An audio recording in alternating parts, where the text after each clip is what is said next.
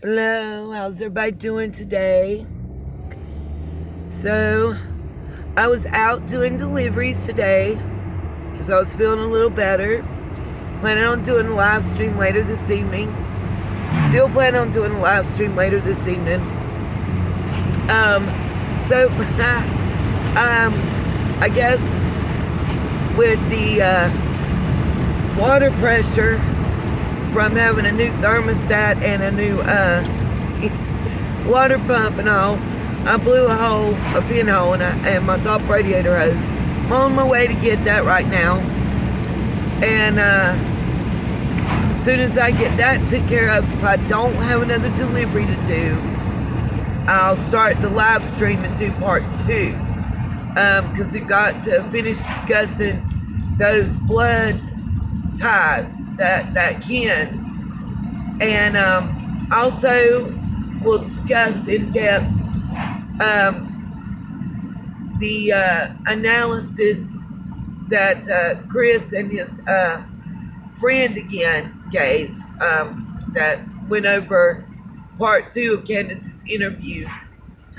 And I kind of spoke to some people since the thing. I want to talk about that and what happens to the business when the Kingpin and his office holders go to prison. What happens? Do like happened in Hawkins County? You had 31 people, but only 14 have been sentenced 7, 8, 9 years later now. So what happens? What is that business totally disbanded? What about the people that don't go to jail? What about the ones that participated and are still out there, that are family or close friends, significant others, whatever? What about those people that are still at home? How did they play a part? And I can't speak for the Beach Creek situation. I can only speak for several situations with similar size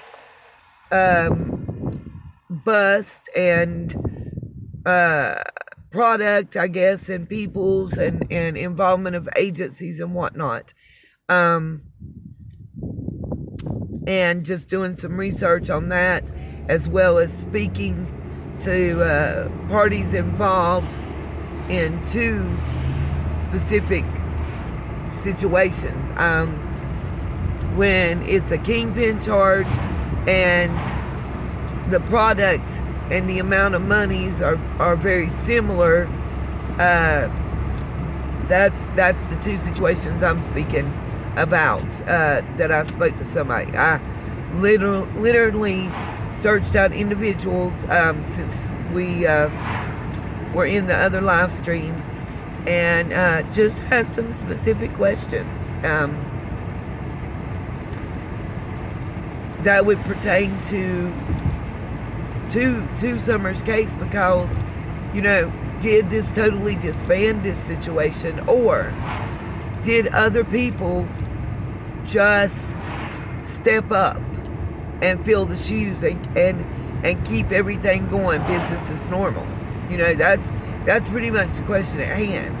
And why would that be important? Well, that would mean that certain organized activities were still going on right there all around Summer. And that would mean that individuals with a certain type mindset and pedigree and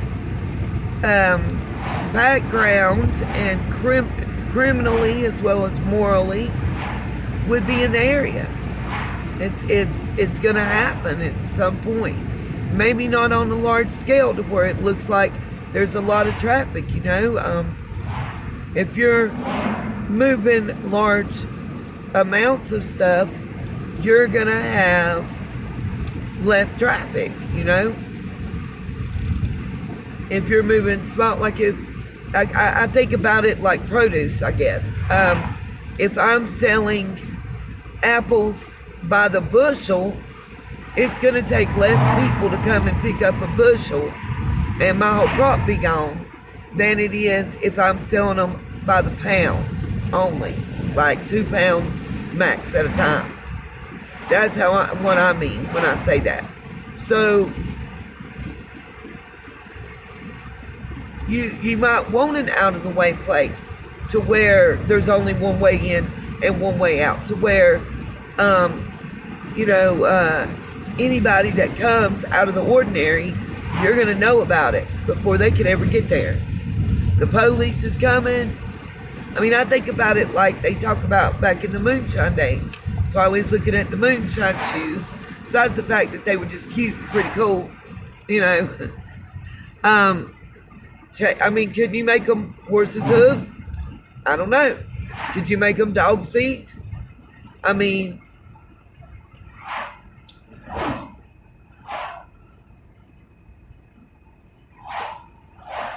if they were able to create that back in like 1940, we'll say somewhere 1930 range, then surely in 2020 and 21, we can make something at least similar. I'm just saying, we've all wondered how that what the reports seem to be coming is there's just one footprint way over here and one footprint way over here. And how did they get that far apart and no footprints in between that we've heard of?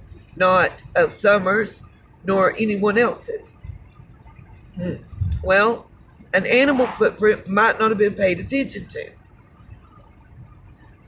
by the searchers. I mean, if Summers' family was known to have an average of 13 dogs, would anybody think anything about seeing a dog's footprints? I wouldn't think they would. It just seems to me that they probably wouldn't think anything about it. Why would they, in that area?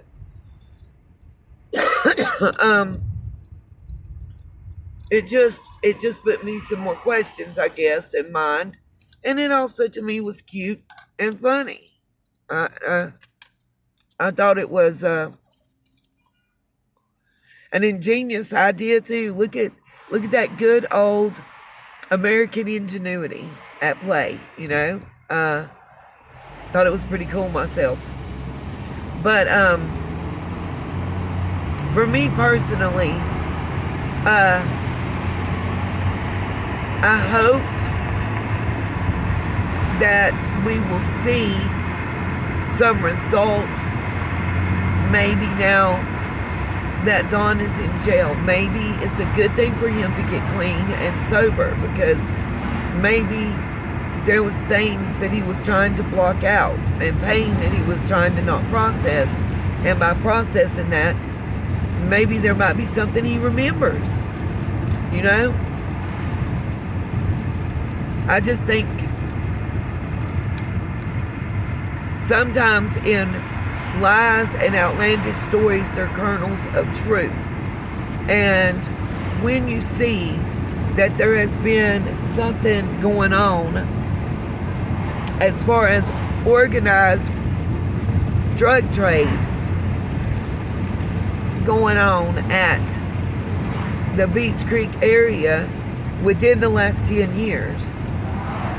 And this was not just your local dealer bust or your local, dude buying like an ounce of weed and chopping it up and selling it. They can't say that. It was nowhere near anything like that.